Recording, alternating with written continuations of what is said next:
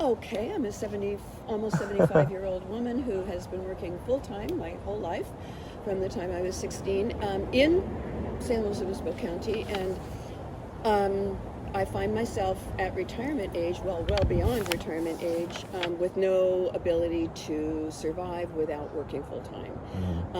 At least not in this county, or maybe even the state of California, perhaps even the entire United States. And I did explore the idea of Mexico and Ecuador, but Mexico is now requiring too much money as well. They don't want a bunch of poor expats clogging up their country with yet more people to take care of. So they have every year they raise the financial requirement to become a permanent resident of the country. And since my father retired there easily and spent the last 7 years of his life in Mexico, I thought I would just do the same thing, but it's just not the same world anymore. And so I'm not able to do that. So you can't even retire in Mexico, you're saying, with the asset level you have. Correct. They want you to prove that you have X amount of dollars in a finite sum in the bank, or a guaranteed monthly income. And both of those figures are more than what I have. I have Portugal? 2,000. I haven't looked into Portugal quite yet. I was advised to try to stay in the Western Hemisphere so that I could come back and visit friends and family, but so I have not investigated Portugal yet, but maybe their requirements are lower, in which case I guess I would consider it. But honestly, the forays that I've made into foreign countries recently to explore this option have left me feeling like I really, realistically now, as resilient as I've always been in my life, am at an age where I don't want to be in my 80s and 90s navigating foreign language and foreign money on a daily basis. That feels like too much work, right? And I don't want to be in my 80s and 90s having to work that hard every day, at just navigating my day-to-day world.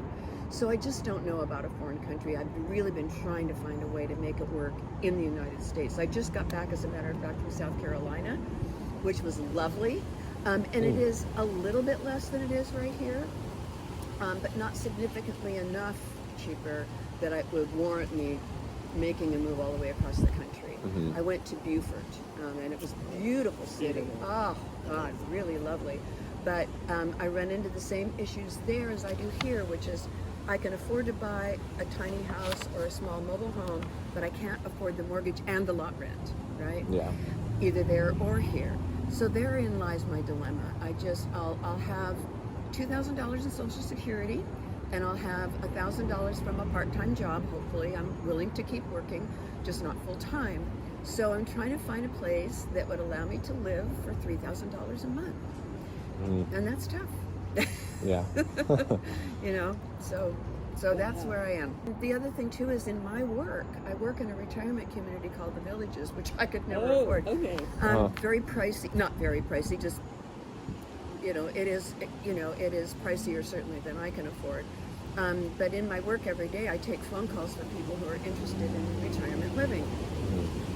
And I often, more and more and more, I'm getting calls from people who have even lower income thresholds than I do, or will. People who have less than $2,000 a month.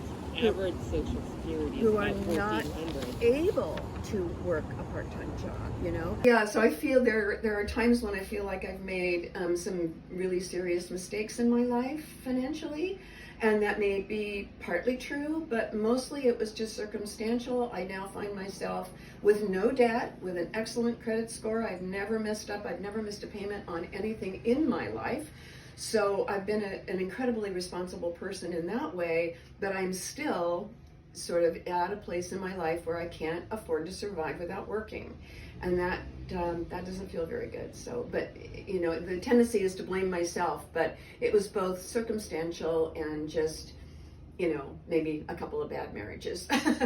but it isn't entirely my fault that I am where I am. Thanks.